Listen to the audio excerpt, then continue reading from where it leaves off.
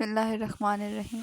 السلام علیکم۔ تحفہ یاری مدد، یقیناً آپ سب خیر و عافیت سے ہوں گے۔ آج ہم آپ کے سامنے ذکر کریں گے کہ امامت نماز کی حقیقت۔ شیخ صدوق جو کہ بہت بڑے عالم دین ہیں، بادشاہ ان کو بہت پسند کرتے تھے، ان کو بلاتے تھے، مناظرے ہوتے تھے اس دور میں۔ بادشاہ نے فرمایا، اصل بات یہ ہے کہ ہمارے شیخ صدوق نے فرمایا، بادشاہ محترم، اصل بات یہ ہے کہ ہمارے ان دوستوں کا گمان یہ ہے کہ حضرت مطلق رسول خدا نے انہیں نماز کے لیے اپنا نائب مقررہ کیا تھا، اور اس کے لیے دلچسپ بات یہ ہے کہ یہ روایت سرے سے ہی غلط ہے، کیونکہ ہمارے مخالف اس بارے میں مختلف آراء رکھتے ہیں، اور وہ خود بیان کرتے ہیں کہ حضرت ابوبکر نے نماز شروع کرائی، جبکہ رسول خدا اور ان کی امامت کا علم ہوا تو وہ اپنے تمام تر تکلیف کے باوجود بستر سے اٹھے اور نکاحت کی وجہ سے چلنے کے قابل نہیں تھے۔ اس عالم میں انہوں نے مولا علی علیہ السلام اور عباس کے کندھوں کا سہارا لیا اور مسجد میں تشریف لائے۔ رسول خدا کو آتا دے کر ابوبکر مصلی سے ہٹے اور رسول خدا اپنے مصلی پر تشریف لائے اور بیٹھ کر اشاروں سے نماز پڑھائی۔ اگر حضرت ابوبکر کو خود رسول خدا نے اپنا جانشین نامزد کیا ہوتا تو انہیں خود جانے کی ضرورت کیا تھی؟ اور اس روایت کے برعکس بعض مخالفین روایت یوں تخلیق کرتے ہیں کہ رسول خدا نے حفصہ بنت عمر سے فرمایا، اپنے باپ کو حکم دو کہ وہ لوگوں کو نماز پڑھائیں، جب روایت باہمی اختلاف کا شکار ہے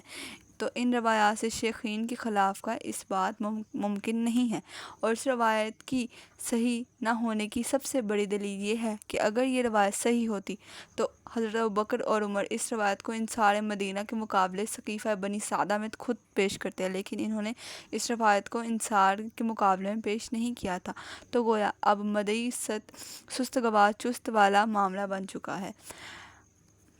اس کے علاوہ امامت و نماز عمر و ابوبکر کی جتنی بھی روایات موجود ہیں، ان تمام تر روایات کی مرکزی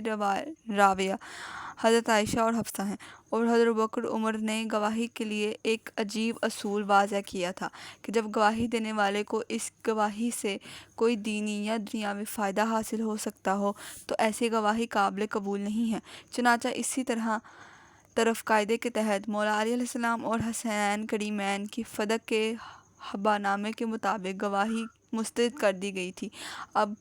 ہمیں بھی یہ حق حاصل ہے کہ ہم حضرت ابوبکر اور عمر کی امامت نماز کی جملہ روایات یہ کہہ کر مسترد کر دیں کہ ان کی روایت کرنے والی یا حوالے دینے والی اپنی ہی صاحبزادیاں ہیں۔ جب رسول خدا کی صاحبزادی کی گواہی قابل قبول نہیں تو ان کی گواہی کی بھی کوئی حیثیت نہیں۔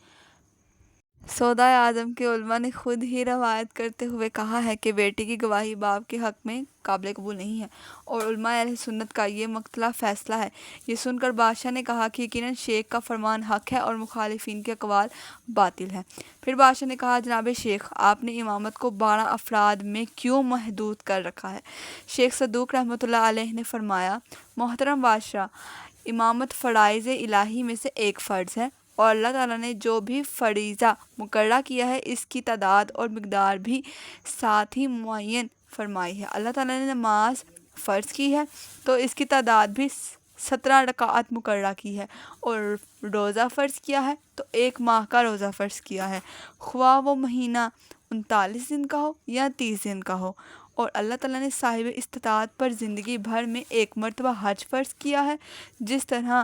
سے یہ کہنا درست نہیں ہے کہ نماز کی رکعت 17 ہی کیوں مقررہ ہوئی ہیں، اور روزہ صرف 1 ماہ کا فرض کیوں ہے، اور حج 1 مرتبہ ہی فرض کیوں ہے، اسی طرح سے ائمہ علیہ السلام کے مطابق یہ کہنا بھی درست نہیں ہے کہ منصب امامت 12 فرد میں ہی محصور کیوں ہے۔ یقیناً اعداد میں اللہ کی طرف سے کوئی نہ کوئی حکمت مضمر ہے جس سے ہم واقف نہیں ہیں۔ بادشاہ نے کہا، جناب شیخ، آپ کے مخالف رکعات نماز کی تعداد اور ماہ سیام اور حج کی فریضیت کے لیے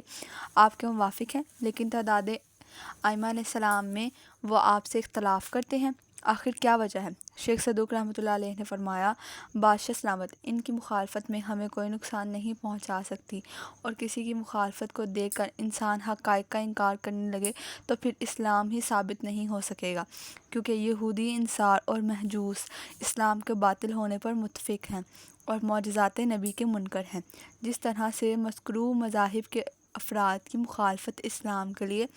زر رساں نہیں، اسی طرح سے ہمارے مخالفین کی مخالفت بھی ہمارے لیے زر رساں نہیں ہے۔